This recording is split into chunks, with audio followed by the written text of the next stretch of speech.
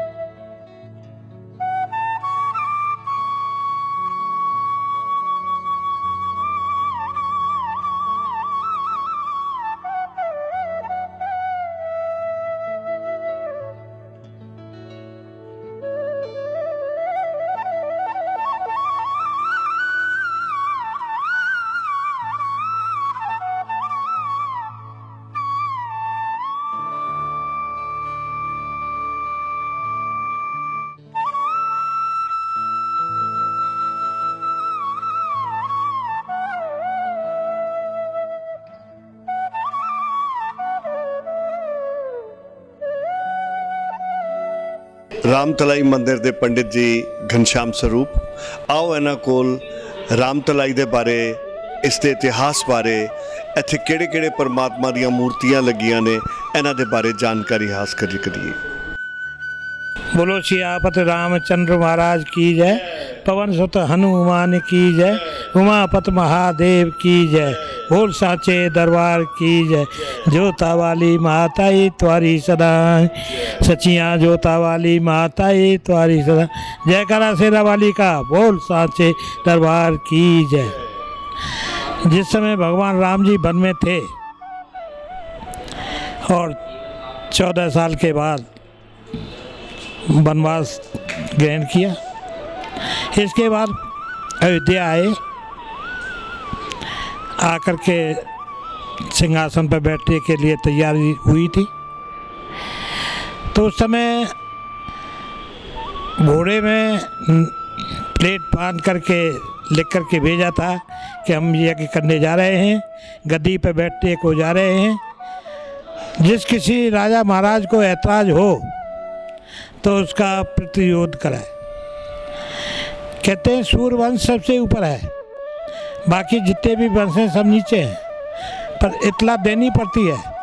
जैसे कोई गृह प्रवेश होता है तो सभी रिश्तेदारों में निमंत्रण भेजा जाता है। ऐसी प्रकार से घोड़े को रवाना कर दिया। घोड़ा चलते चलते जंगलों में घूमते, पियाबान जंगल थे। इधर राम तीर्थ है, यहाँ पर लवकुश, सीता जी, वाल्मीकि जी रहते थे। बच्चे खेलते खेलते जंगल में आ जाते थे। जब उन्होंने घोड़े को देखा, वो प्लेट वाँची, क्योंकि वो भी सूर्यवंशी थे, तो उन्होंने घोड़े को पकड़ लिया। ला में ले जा में, ला में ले जा में, कई दिन निकल गए।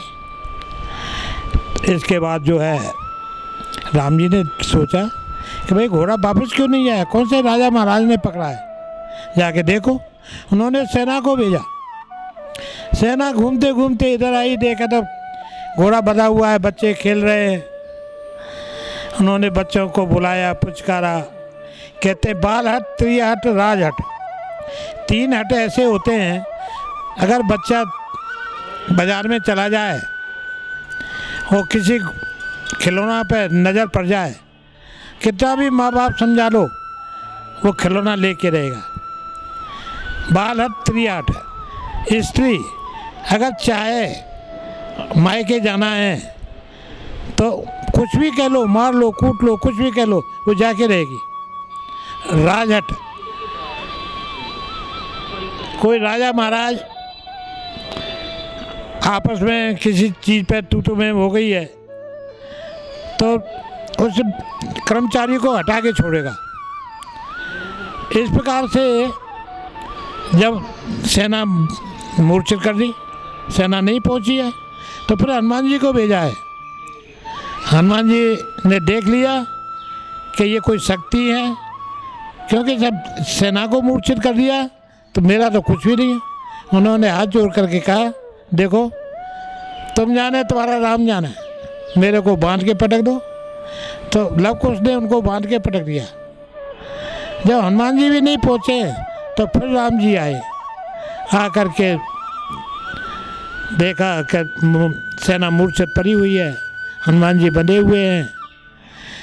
जो छप्परों का पानी भर जाता है बरसातों का, वहाँ छप्पर ये जय राम तलाई के नाम से है, वहाँ पर उन्होंने स्नान किया, अमृत निकाला, सबको संजीवन किया, सबकी कथा सुनी। काफ़ी समय हो गया।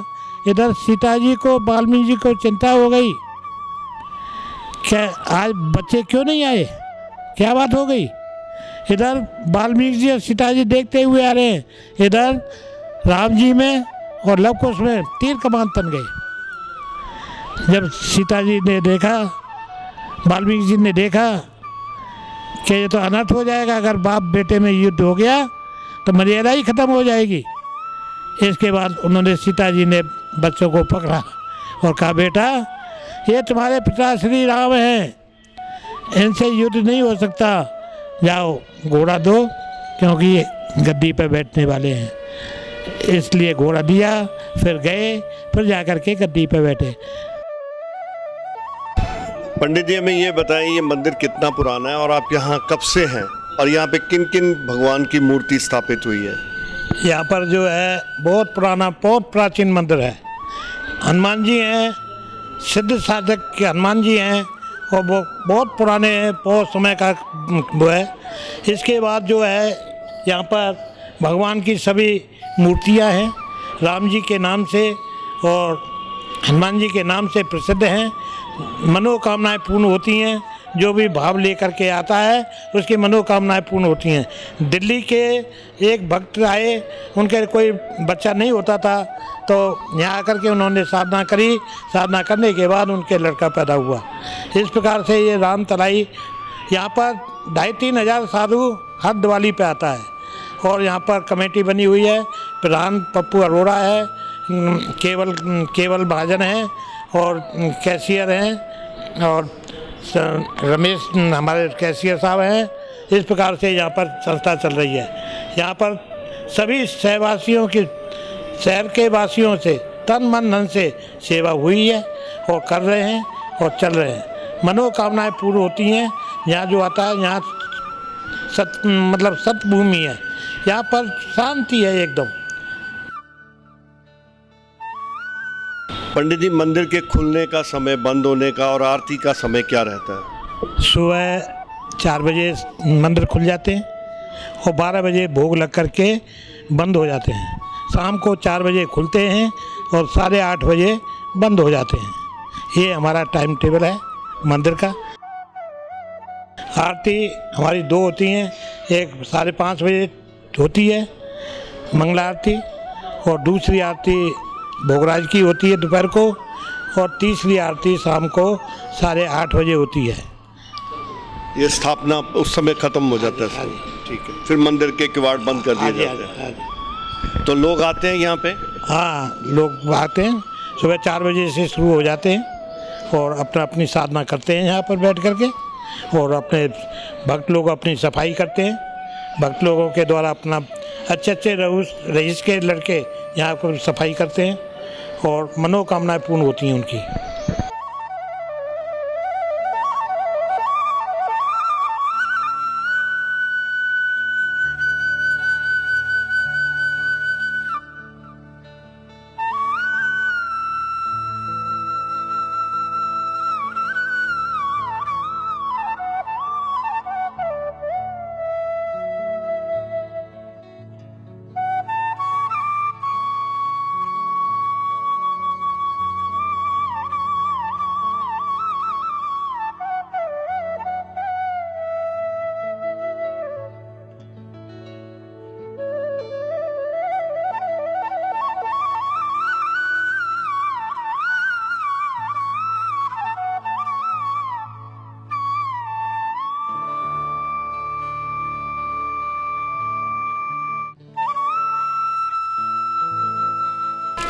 सीता माता जी ਨੂੰ ਜਿਸ ਵੇਲੇ ਬਨਵਾਸ ਦੇ ਦਿੱਤਾ ਜਾਂਦਾ ਹੈ ਤੇ ਉਹ ਜੰਗਲਾਂ ਦੇ ਵਿੱਚ ਵਿਚਰੇ ਹੁੰਦੇ ਨੇ ਤੇ ਉਹਨਾਂ ਦੀ ਮੁਲਾਕਾਤ ਵਾਲਮੀਕੀ ਜੀ ਦੇ ਨਾਲ ਹੁੰਦੀ ਹੈ। ਭਗਵਾਨ ਵਾਲਮੀਕੀ ਜੀ ਉਹਨਾਂ ਨੂੰ ਆਪਣੇ ਆਸ਼ਰਮ ਲੈ ਆਉਂਦੇ ਨੇ ਔਰ ਅਸੀਂ ਤੁਹਾਨੂੰ ਆਸ਼ਰਮ ਦੇ ਬਾਰੇ ਪਹਿਲੇ ਹੀ ਦੱਸਿਆ ਔਰ ਉਸ ਦੇ ਵਿੱਚ ਤੁਹਾਨੂੰ ਸਾਰੀ ਜਗ੍ਹਾ ਦਿਖਾਈ ਸੀ। ਰਾਮ ਤੀਰਥ ਜਿਹੜਾ ਕਿ ਅੰਮ੍ਰਿਤਸਰ ਦੇ ਬਾਰਡਰ ਦੇ ਕੋਲ ਲੱਗਦਾ ਹੈ, ਉਸ ਜਗ੍ਹਾ ਦੇ ਵਿੱਚ ਵਾਲਮੀਕੀ ਜੀ ਰਹਿ ਰਹੇ ਸਨ ਔਰ ਉਸੇ ਜਗ੍ਹਾ ਦੇ ਵਿੱਚ ਮਾਤਾ ਸੀਤਾ ਜਿਹੜੇ ਨੇ ਉਹ ਲਵ ਕੁਸ਼ ਨੂੰ ਜਨਮ ਦਿੰਦੇ ਨੇ और उसी जगह च लव कुश वड्डे होंदे ने। जिस वक्त लव कुश वड्डे हो जाते हैं तो उन्होंने वाल्मीकि जी पूरा ज्ञान देंदे ने, धनुर्विद्या, राज किस तरह करना है, राज पाठ किस तरह चलाते हैं, कहानियाँ राही और अपने ज्ञान की राही उन्होंने सारा ज्ञान देंदे ने। इन्हां दौरान 14 वर्षे के जिस वक्त वो बालक हो जाते हैं तो उस वक्त रामचंद्र जी अश्वमेघ यज्ञ रचाते हैं। अश्वमेघ यज्ञ ਦੇ ਵਿੱਚ ਘੋੜੇ ਨੂੰ ਛੱਡ ਦਿੱਤਾ ਜਾਂਦਾ ਹੈ ਔਰ ਘੋੜਾ ਜਿੱਧਰ ਜਿੱਧਰ ਜਾਂਦਾ ਹੈ ਉਹ ਜਗ੍ਹਾ ਰਾਜੇ ਦੀ ਮੰਨ ਲਈ ਜਾਂਦੀ ਹੈ। ਭਰਤ, ਸ਼ਤਰੂਘਨ ਤੇ ਲਕਸ਼ਮਣ ਨੂੰ ਉਹ ਪਰਾਜਿਤ ਕਰ ਦਿੰਦੇ ਨੇ ਔਰ ਹਨੂਮਾਨ ਨੂੰ ਬੰਨ ਲੈਂਦੇ ਨੇ ਔਰ ਅਸੀਂ ਇਸ ਦਾ ਬਾਰੇ ਵੀ ਤੁਹਾਡੇ ਨਾਲ ਜ਼ਿਕਰ ਕੀਤਾ ਸੀ। ਵੈਸੇ ਤੇ ਰਾਮ ਤੀਰਥ ਦੇ ਵਿੱਚ ਵੀ 2-3 ਜਗ੍ਹਾ ਦੇ ਵਿੱਚ ਸਾਨੂੰ ਦਿਖਾਇਆ ਜਾਂਦਾ ਹੈ ਕਿ ਹਨੂਮਾਨ ਨੂੰ ਇਸ ਪੇੜ ਨਾਲ ਬਣਿਆ, ਲੇਕਿਨ ਜਿਹੜੀ मान्यता प्राप्त जगह हैगी है वो शीतला मंदिर दे विच बड़ा हनुमान दा मंदिर है, जिथे एक पेड़ है जिस पेड़ दे नाल हनुमान नूं बन्निया गया सी और जिस धागे नाल बन्निया गया सी उसी मौली। बड़ी हैरानगी की गल है, मौली नाल हनुमान जी वर्गे ताकतवर बंदे दा बन्निया जाना, क्योंकि करामात सी, शक्ति सी, जिस दे कारण हनुमान जी उत्थे बन्ने जाते हैं। जिस वक्त रामचंद्र जी नूं इस सारी गल दा पता चलता है तो वो अपनी सेना लैके इत्थे आते हैं और ये वो मंदिर है, ये वो तला है, राम तलाई का तला, जिस जगह आके सब तो पहले वो पड़ा पाते हैं, रुकते हैं और इसके बाद वो इस जगह ते स्नान करते हैं। स्नान करने के बाद वो युद्ध की तैयारी करते हैं। वाल्मीकि जी नूं जिस वक्त पता लगता है कि रामचंद्र युद्ध के लिए तैयारी कर रहे हैं और वो युद्ध करने लिए आए ने, ਤੇ ਇਹ ਤੇ ਸੋਚਦੇ ਨੇ ਬੜਾ ਅਨਰਥ ਹੋ ਜਾਏਗਾ। ਪਿਤਾ ਪੁੱਤਰ ਦੇ ਵਿੱਚ ਯੁੱਧ, ਵਾਲਮੀਕੀ ਜੀ ਆਉਂਦੇ ਨੇ ਔਰ ਰਾਮਚੰਦਰ ਜੀ ਨੂੰ ਕਹਿੰਦੇ ਨੇ ਇਹ ਬਾਲਕ ਤੇ ਤੇਰੇ ਆਪਣੇ ਨੇ। ਔਰ ਇਸ ਪ੍ਰਕਾਰ ਰਾਮਚੰਦਰ ਜੀ ਦਾ ਲਵ ਤੇ ਕੁਸ਼ ਨਾਲ ਮੁਲਾਕਾਤ ਹੁੰਦੀ ਹੈ ਔਰ ਉਹਨਾਂ ਨੂੰ ਪਤਾ ਲੱਗਦਾ ਹੈ ਕਿ ਇਹ ਉਹਨਾਂ ਦੇ ਆਪਣੇ ਹੀ ਬੱਚੇ ਨੇ। ਔਰ ਵਾਲਮੀਕੀ ਜੀ ਕਹਿੰਦੇ ਨੇ ਕਿ ਤੁਸੀਂ ਹੁਣ ਸੀਤਾ ਨੂੰ ਵੀ ਅਪਣਾ ਲਓ, ਉਹਨੂੰ ਵੀ ਨਾਲ ਲੈ ਚੱਲੋ। ਤੇ ਰਾਮਚੰਦਰ ਜੀ ਕਹਿੰਦੇ ਨੇ ਮੈਂ ਸੀਤਾ ਤੋਂ ਤੇ ਕਦੀ ਦੂਰ ਹੀ ਨਹੀਂ ਹੋਇਆ, ਸੀਤਾ ਹਮੇਸ਼ਾ ਮੇਰੇ ਨਾਲ ਰਹੀ। ਮੈਂ ਰਾਜ ਜ਼ਰੂਰ ਕਰ ਰਿਹਾ ਸੀ, ਰਾਜ ਦਾ ਅਨੁਸਰਨ ਕਰਦੇ ਹੋਏ ਮੈਂ ਰਾਜ ਦੇ ਲਈ ਜੋ ਠੀਕ ਸੀ ਉਹ ਕੰਮ ਕੀਤੇ। ਅਗਰ ਮੈਂ ਸੀਤਾ ਨੂੰ ਬਨਵਾਸ ਵੀ ਦਿੱਤਾ ਤੇ ਉਹ ਰਾਜ ਦੇ ਕਾਰਨ ਹੀ ਦਿੱਤਾ, ਨਾ ਕਿ ਆਪਣੇ ਪਤੀ ਹੋਣ ਦੇ ਕਾਰਨ। ਸੀਤਾ ਮੇਰੇ ਤੋਂ ਕਦੀ ਦੂਰ ਨਹੀਂ ਰਹੀ, ਉਹ ਮੇਰੇ ਕੋਲ ਆ ਸਕਦੀ ਹੈ। ਲੇਕਿਨ ਕਿਉਂਕਿ ਸੀਤਾ ਨੂੰ ਜਿਸ ਵਕਤ ਮੇਰੇ ਕੋਲ ਆਉਣਾ ਹੋਏਗਾ ਤੇ ਉਸ ਨੂੰ ਇੱਕ ਵਾਰ ਫਿਰ ਆਪਣੇ ਲੋਕਾਂ ਨੂੰ ਸਾਬਿਤ ਕਰਨਾ ਪਏਗਾ ਕਿ ਉਹ ਪਵਿੱਤਰ ਪਾਕ ਪਵਿੱਤਰ ਹੈ ਔਰ ਉਸ ਨੂੰ ਦੁਬਾਰਾ ਇੱਕ ਵਾਰੀ ਅਗਨੀ ਪ੍ਰੀਖਿਆ ਦੇਣੀ ਪਏਗੀ। ਇਹ ਕਹਾਣੀ ਅੱਗੇ ਇਸ ਪ੍ਰਕਾਰ ਚੱਲਦੀ ਹੈ ਕਿ ਜਿਸ ਵਕਤ ਵਾਲਮੀਕੀ ਜੀ ਸੀਤਾ ਨੂੰ ਇਹ ਗੱਲ ਦੱਸਦੇ ਨੇ, ਸੀਤਾ ਜਾਣ ਤੋਂ ਇਨਕਾਰ ਕਰ ਦਿੰਦੀ ਹੈ। ਇੱਥੇ ਮੈਂ ਇੱਕ ਹੋਰ ਛੋਟੀ ਜਿਹੀ ਗੱਲ ਦੱਸਾਂ। ਜਿਸ ਵਕਤ ਬਾਲਕ 7 ਸਾਲ ਦੇ ਸਨ ਤੇ ਬਾਲਕ ਵਾਲਮੀਕੀ ਜੀ ਨੂੰ ਹੀ ਆਪਣਾ ਪਿਤਾ ਸਮਝਦੇ ਨੇ ਤੇ ਵਾਲਮੀਕੀ ਦੀ ਪਤਨੀ ਸ਼੍ਰੀਮਤੀ ਗੋਮਤੀ ਜੀ ਦੇ ਜਿਹੜੇ ਬੱਚੇ ਨੇ ਉਹ ਉਸ ਦਾ ਵਿਰੋਧ ਕਰਦੇ ਨੇ। ਉਹ ਕਹਿੰਦੇ ਨੇ ਇਹ ਸਾਡੇ ਪਿਤਾ ਨੇ। ਲਵ ਕੁਸ਼ ਮਾਤਾ ਸੀਤਾ ਕੋਲ ਆਉਂਦੇ ਨੇ ਤੇ ਕਹਿੰਦੇ ਨੇ ਸਾਡਾ ਪਿਤਾ ਕੌਣ ਹੈ? ਔਰ ਸੀਤਾ ਮਾਤਾ ਕਹਿੰਦੀ ਹੈ ਤੁਸੀਂ ਸੀਤਾ ਦੇ ਪੁੱਤਰ ਹੋ, ਤੁਸੀਂ ਜਿਹੜਾ ਕੋਈ ਪੁੱਛੇ ਉਹਨੂੰ ਕਹਿਣਾ ਮੈਂ ਸੀਤਾ ਦੇ ਪੁੱਤਰ ਹਾਂ। ਅਰਥਾਤ ਇਸ ਜਗ੍ਹਾ ਦੇ ਵਿੱਚ ਭਗਵਾਨ ਵਾਲਮੀਕੀ ਜੀ ਇਹ ਸਾਬਤ ਕਰਨ ਦੀ ਕੋਸ਼ਿਸ਼ ਕਰ ਰਹੇ ਨੇ ਕਿ ਔਰਤ ਦਾ ਆਪਣਾ ਅਸਤਿਤਵ ਜ਼ਿਆਦਾ ਉੱਚਾ ਹੈ। ਇੱਕ ਪਤੀ ਦੇ ਨਾਮ ਦੀ ਐਡੀ ਮਹੱਤਵਤਾ ਨਹੀਂ ਜਦ ਪਤੀ ਉਸ ਦੇ ਨਾਲ ਉਸ ਪ੍ਰਕਾਰ ਨਹੀਂ ਹੈ। ਸੀਤਾ ਦਾ ਇਨਕਾਰ ਕਰਨਾ ਰਾਮਚੰਦਰ ਜੀ ਦੇ ਕੋਲ ਜਾਣ ਦੇ ਲਈ, ਮਗਰ ਵਾਲਮੀਕੀ ਜੀ ਉਸ ਨੂੰ ਮਨਾ ਲੈਂਦੇ ਨੇ ਕਿ ਚੱਲ, ਕਿਉਂਕਿ ਅਸਲ 'ਚ ਤੇਰਾ ਘਰ ਉਹੀ ਹੈ, ਰਾਮ ਜੀ ਨੇ ਤੈਨੂੰ ਕਦੀ ਵੀ ਦਿਲੋਂ ਤਿਆਗਿਆ ਨਹੀਂ। ਔਰ ਉਸ ਵਕਤ ਕਹਿੰਦੇ ਨੇ ਸੀਤਾ ਨੂੰ ਜਿਸ ਵਕਤ ਪਤਾ ਲੱਗਦਾ ਕਿ ਉਸ ਨੂੰ ਦੁਬਾਰਾ ਅਗਨੀ ਪ੍ਰੀਖਿਆ ਦੇਣੀ ਪਏਗੀ, ਜਿਸ ਲਈ ਉਹ ਤਿਆਰ ਨਹੀਂ ਸੀ। ਔਰ ਉਸਨੇ ਕਿਹਾ ਹੇ ਧਰਤੀ ਮਾਂ, ਮੈਨੂੰ ਤੂੰ ਆਪਣੇ ਆਪ 'ਚ ਸੰਭਾਲ ਹੈ, ਮੈਂ ਇਸ ਪ੍ਰੀਖਿਆ 'ਚ ਨਹੀਂ ਦੇਣਾ ਚਾਹੁੰਦੀ। ਔਰ ਕਹਿੰਦੇ ਨੇ ਰਾਮਚੰਦਰ ਤੇ ਸੀਤਾ ਦੋਨੋਂ ਮਿਲਦੇ ਨੇ ਲੇਕਿਨ ਅੱਖ ਨਹੀਂ ਮਿਲਾਉਂਦੇ। ਔਰ ਜਿਸ ਵਕਤ ਰਾਮ ਉੱਪਰ ਦੇਖਦੇ ਨੇ ਤਦ ਤੱਕ ਸੀਤਾ ਧਰਤੀ 'ਚ ਸਮਾ ਚੁੱਕੀ ਸੀ। ਰਾਮ ਜੀ ਇੱਕਦਮ ਉਸ ਨੂੰ ਪਕੜਨ ਦੀ ਕੋਸ਼ਿਸ਼ ਕਰਦੇ ਨੇ, ਉਹਨਾਂ ਦੇ ਹੱਥ ਸਿਰਫ ਬਾਲ ਹੀ ਆਉਂਦੇ ਨੇ। ਇਸ ਪ੍ਰਕਾਰ ਸੀਤਾ ਧਰਤੀ ਤੋਂ ਨਿਕਲਦੀ ਹੈ, ਧਰਤੀ 'ਚ ਸਮਾ ਜਾਂਦੀ ਹੈ। ਕਿਹੜੀ ਜਗ੍ਹਾ ਸੀ, ਕਿਸ ਜਗ੍ਹਾ 'ਚ ਘਟਨਾ ਘਟਦੀ ਹੈ, ਇਸ ਦੇ ਬਾਰੇ ਬੜੇ ਵੱਖ-ਵੱਖ ਵਿਚਾਰ ਨੇ। ਦਰਸ਼ਕੋ, ਮੈਂ ਤੁਹਾਨੂੰ ਦੱਸਣਾ ਚਾਹੁੰਦਾ, ਰਮਾਇਣ ਇੱਕ ਨਹੀਂ ਹੈ। ਵਾਲਮੀਕੀ ਜੀ ਤੇ ਤੁਲਸੀਦਾਸ ਦੀ ਰਮਾਇਣ ਦੇ ਬਾਰੇ ਤੇ ਅਸੀਂ ਜਾਣਦੇ ਹਾਂ। ਰਮਾਇਣ 300 ਤੋਂ ਉੱਪਰ ਲਿਖੀਆਂ ਗਈਆਂ ਨੇ ਔਰ ਹਰ ਭਾਸ਼ਾ ਦੇ ਵਿੱਚ ਹੈ। ਰਮਾਇਣ ਇੱਕ ਐਸੀ ਕਥਾ ਹੈ ਜਿਹੜੀ ਹਰ ਮਹੱਤਵਪੂਰਨ ਸ਼ਹਿਰ, ਦੇਸ਼, ਹਰ ਜਗ੍ਹਾ ਦੇ ਵਿੱਚ ਇਸ ਦਾ ਗੁਣਗਾਨ ਕੀਤਾ ਜਾਂਦਾ ਹੈ। Indonesia, Cambodia, Jakarta, China, Sri Lanka, Japan, ਹਰ ਜਗ੍ਹਾ 'ਚ ਰਮਾਇਣ ਲਿਖੀ ਨਹੀਂ ਗਈ, ਗਾਈ ਨਹੀਂ ਗਈ, ਬਲਕਿ ਇਸ ਦੀ ਕਹਾਣੀਆਂ ਨੂੰ ਪ੍ਰਸਤੁਤ ਨਾਟਕ ਦੇ ਵਿੱਚ, ਕਲਾ ਦੇ ਵਿੱਚ ਔਰ ਸਟੇਜ ਸ਼ੋਅ ਦੇ ਤੌਰ ਤੇ ਇਸ ਨੂੰ ਪੇਸ਼ ਕੀਤਾ ਜਾਂਦਾ ਹੈ। ਰਾਮ ਇੱਕ ਪੁਰਸ਼ੋਤਮ ਪੁੱਤਰ ਹੈ। ਰਾਮ ਮਰਿਆਦਾ ਪੁਰਸ਼ੋਤਮ ਪੁਰਸ਼ ਹੈ ਜੋ ਹਰ ਪ੍ਰਕਾਰ ਦੇ ਪਰਿਵਾਰਿਕ ਮਰਿਆਦਾ ਨੂੰ ਅਪਣਾਉਂਦੇ ਹੋਏ ਰਾਜ ਦਾ ਲੋਭ ਨਹੀਂ ਕਰਦਾ, ਆਪਣੇ ਭਰਾਵਾਂ ਨੂੰ ਆਪਣੇ ਨਾਲ ਰੱਖਦੇ ਨੇ। ਹਰ ਪ੍ਰਕਾਰ 'ਚ ਉਹ ਇੱਕ ਅੱਛਾ ਪੁੱਤਰ ਸਾਬਿਤ ਹੁੰਦਾ। ਤੇ ਰਾਮ ਜੀ ਦੀ ਇਸੇ ਲਈ ਸਾਰੇ ਹਿੰਦੁਸਤਾਨ 'ਚ ਹੀ ਨਹੀਂ ਬਲਕਿ ਆਸ-ਪਾਸ ਦੇ ਲੱਗਦੇ ਸਾਰੇ ਦੇਸ਼ਾਂ ਦੇ ਵਿੱਚ ਉਹਨਾਂ ਦੀ ਸਤੁਤੀ ਕੀਤੀ ਜਾਂਦੀ ਹੈ, ਉਹਨਾਂ ਨੂੰ ਪੂਜਿਆ ਜਾਂਦਾ ਹੈ ਔਰ ਉਹਨਾਂ ਦੀ ਅਰਚਨਾ ਕੀਤੀ ਜਾਂਦੀ ਹੈ। ਰਾਮ ਇੱਕ ਇਕੱਲੇ ਐਸੇ ਰਾਜਾ ਹੋਏ, ਰਾਮ ਇਕੱਲੇ ਐਸੇ ਪਰਮਾਤਮਾ ਨੇ ਜਾਂ ਭਗਵਾਨ ਨੇ ਜਿਨ੍ਹਾਂ ਦੀ ਇੱਕੋ ਹੀ ਪਤਨੀ ਹੈ, ਉਹ ਹੈ ਸੀਤਾ।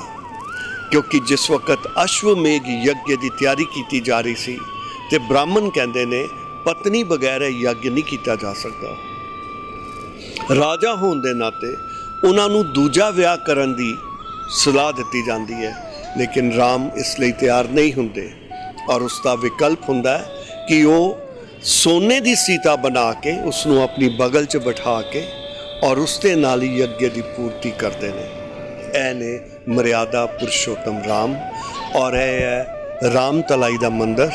ਇਹ ਉਹ ਪਾਵਨ ਧਰਤੀ ਹੈ ਜਿੱਥੇ ਮੰਨਿਆ ਜਾਂਦਾ ਹੈ ਕਿ ਰਾਮ 5000 ਸਾਲ ਪਹਿਲਾਂ ਇਸ ਜਗ੍ਹਾ ਤੇ ਆਏ ਸੀ, ਕਿਉਂਕਿ ਵਾਲਮੀਕੀ ਜੀ ਦੀ ਜਿਹੜੀ ਰਾਮਾਇਣ ਹੈ ਉਹ ਅੱਜ ਤੋਂ 2000 ਪਹਿਲੇ ਲਿਖੀ ਗਈ ਔਰ ਇਸ ਦੀ ਜਿਹੜੀ ਕਹਾਣੀ ਸੀ ਉਹ ਉਸ ਤੋਂ ਵੀ 3000-4000 ਸਾਲ ਪੁਰਾਣੀ ਮੰਨੀ ਜਾਂਦੀ ਹੈ। ਇਸ ਸਰੋਵਰ ਦੀ ਆਪਣੀ ਮਹੱਤਵਤਾ ਹੈ। ਅਸੀਂ ਇਸ ਸਰੋਵਰ ਦੇ ਬਾਰੇ ਇਸ ਲਈ ਜਾਣਕਾਰੀ ਦੇ ਰਹੇ ਹਾਂ ਕਿਉਂਕਿ ਇਸ ਸਰੋਵਰ ਦੇ ਨਾਲ ਸੀਤਲਾ ਮੰਦਰ ਦੇ ਵਿੱਚ ਜਿਸ ਜਗ੍ਹਾ 'ਚ ਹਨੂਮਾਨ ਨੂੰ ਪਕੜਿਆ ਔਰ ਬੰਨਿਆ, ਔਰ ਰਾਮ ਤੀਰਥ ਦਾ ਮੰਦਰ ਜਿਸ ਜਗ੍ਹਾ 'ਚ ਵਾਲਮੀਕੀ ਜੀ ਨੇ ਰਾਮਾਇਣ ਲਿਖੀ, ਇਹ ਸਾਰੇ ਪਵਿੱਤਰ ਸਥਲ ਇਸ ਧਰਤੀ ਦੇ ਉੱਤੇ ਮੌਜੂਦ ਨੇ ਔਰ ਇਹ ਉਹੀ ਜਗ੍ਹਾ ਹੈ ਜਿੱਥੇ ਸਾਡਾ ਸਵਰਨ ਮੰਦਰ ਗੋਲਡਨ ਟੈਂਪਲ, ਜੋ ਦੁਨੀਆ ਦੇ ਵਿੱਚ ਇੱਕ ਸਭ ਤੋਂ ਵੱਖਰਾ ਸਭ ਤੋਂ ਮਹੱਤਵਪੂਰਨ ਮੰਦਰ ਹੈ ਔਰ ਜਿੱਥੇ ਦੁਨੀਆ ਤੋਂ ਸਭ ਤੋਂ ਜ਼ਿਆਦਾ ਤੀਰਥ ਯਾਤਰੀ ਮੱਥਾ ਟੇਕਣ ਆਉਂਦੇ ਨੇ, ਇਸੀ ਪਾਵਨ ਧਰਤੀ ਦੇ ਉੱਤੇ ਸਥਾਪਿਤ ਹੈ।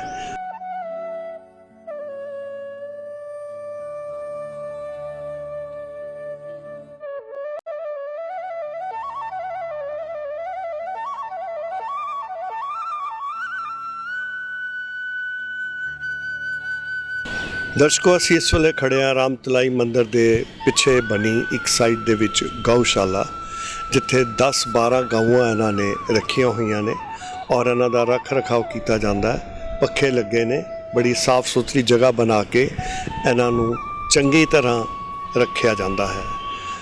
ਵੈਸੇ ਮੋਸਟਲੀ ਅਸੀਂ ਦੇਖਦੇ ਹਾਂ ਕਿ ਗਊ ਜਿਹੜੀ ਹੈ ਉਹ ਬਾਹਰ ਹੀ ਵਿਚਰਦੀਆਂ ਨੇ, ਕਿਉਂਕਿ ਜਿਸ ਵਕਤ ਉਸ ਦਾ ਇਸਤੇਮਾਲ ਖਤਮ ਹੋ ਜਾਂਦਾ ਹੈ, ਉਸ ਦੀ ਵਰਤੋਂ ਜਿਹੜੀ ਹੈ ਨਹੀਂ ਰਹਿੰਦੀ ਤੇ ਅਸੀਂ ਉਸ ਨੂੰ ਅਵਾਰਾ ਪਸ਼ੂ ਬਣਾ ਕੇ ਛੱਡ ਦਿੰਦੇ ਹਾਂ।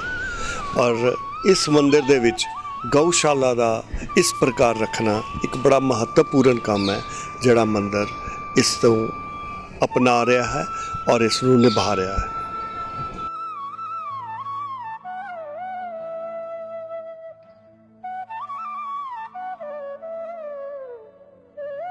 ਪਿਆਰੇ ਦਰਸ਼ਕੋ, ਅੱਜ ਅਸੀਂ ਤੁਹਾਨੂੰ ਰਾਮ ਤਲਾਈ ਮੰਦਰ ਦੇ ਬਾਰੇ ਜਾਣਕਾਰੀ ਦਿੱਤੀ। ਇਸ ਤੋਂ ਪਹਿਲਾਂ ਕਿ ਅਸੀਂ ਇਸ ਪ੍ਰੋਗਰਾਮ ਨੂੰ ਖਤਮ ਕਰੀਏ, ਮੈਂ ਤੁਹਾਨੂੰ ਇੱਕ ਵਾਰੀ ਫਿਰ ਦੱਸਣਾ ਚਾਹੁੰਦਾ, ਧਰਮ ਜਿਹੜਾ ਆਸਥਾ ਵਿਸ਼ਵਾਸ ਦੇ ਉੱਤੇ ਖੜਾ ਹੈ। ਜੋ ਕਿਸੇ ਦੀ ਜਿਸ ਚੀਜ਼ ਦੇ ਵਿੱਚ ਆਸਥਾ ਹੈ ਉਹ ਉਸ ਨੂੰ ਮੰਨਦਾ ਹੈ ਔਰ ਉਸ ਦੀ ਪੂਜਾ ਕਰਦਾ ਹੈ। ਇਸ ਦੇ ਬਾਰੇ ਕਿੰਤੂ ਪਰੰਤੂ ਕਰਨਾ ਔਰ ਇਸ ਦੇ ਸੱਚ ਨੂੰ ਜਾਣਨਾ ਆਪਣੇ ਆਪ ਨੂੰ ਦੁਵਿਧਾ ਦੇ ਵਿੱਚ ਪਾਉਣ ਵਾਲੀ ਗੱਲ ਹੈਗੀ। ਜਿਸ ਨੂੰ ਜਿਸ ਚੀਜ਼ ਦੇ ਵਿੱਚ ਸੰਤੋਖ ਮਿਲਦਾ ਹੈ, ਜਿਸ ਨੂੰ ਜਿਸ ਕੰਮ ਦੇ ਵਿੱਚ ਸ਼ਾਂਤੀ ਮਿਲਦੀ ਹੈ ਔਰ ਜਿਸ ਨੂੰ ਜਿਸ ਜਗ੍ਹਾ 'ਚ ਜਾ ਕੇ ਆਪਣੇ ਮਨ ਦੀ ਇੱਛਾ ਪੂਰੀ ਹੁੰਦੀ ਹੈ, ਉਸ ਜਗ੍ਹਾ ਜਾਂਦਾ ਹੈ, ਉਸ ਦੀ ਪੂਜਾ ਕਰਦਾ ਹੈ ਔਰ ਉਸ ਜਗ੍ਹਾ ਦੇ ਵਿੱਚ ਮੱਥਾ ਟੇਕਦਾ ਹੈ। ਚਾਹੇ ਉਹ ਮੰਦਿਰ ਹੋਏ, ਚਾਹੇ ਉਹ ਗੁਰਦੁਆਰਾ, ਚਾਹੇ ਉਹ ਗਿਰਜਾਘਰ, ਹਰ ਧਰਮ ਦੀ ਜਿਹੜੀ ਆਸਥਾ ਆਪਣੀ ਹੈ, ਉਸ ਦੀ ਕਹਾਣੀ ਆਪਣੀ ਹੈ, ਉਸ ਦੇ ਤੱਥ ਆਪਣੇ ਨੇ ਔਰ ਉਸ ਨੂੰ ਮੰਨਣਾ ਨਾ ਮੰਨਣਾ ਉਹ ਉਹਨਾਂ ਦੇ ਉੱਤੇ ਔਰ ਜਿਹੜੇ ਦਰਸ਼ਕ ਨੇ ਮੇਰੇ, ਉਹਨਾਂ ਦੇ ਉੱਪਰ ਅਸੀਂ ਛੱਡਦੇ ਹਾਂ। ਅੱਜ ਦਾ ਪ੍ਰੋਗਰਾਮ ਮੈਨੂੰ ਆਸ ਹੈ ਤੁਹਾਨੂੰ ਜ਼ਰੂਰ ਪਸੰਦ ਆਇਆ ਹੋਵੇਗਾ। ਅਸੀਂ ਅਗਲੀ ਵਾਰ ਫਿਰ ਇੱਕ ਨਵਾਂ ਇਤਿਹਾਸਿਕ ਪ੍ਰੋਗਰਾਮ ਲੈ ਕੇ ਤੁਹਾਡੇ ਅੱਗੇ ਹਾਜ਼ਰ ਹੋਵਾਂਗੇ। ਮੈਨੂੰ ਤੇ ਮੇਰੇ ਕੈਮਰਾਮੈਨ ਰਕੇਸ਼ ਕੁਮਾਰ ਨੂੰ ਇਜਾਜ਼ਤ ਦਿਓ। ਬਹੁਤ ਬਹੁਤ ਧੰਨਵਾਦ।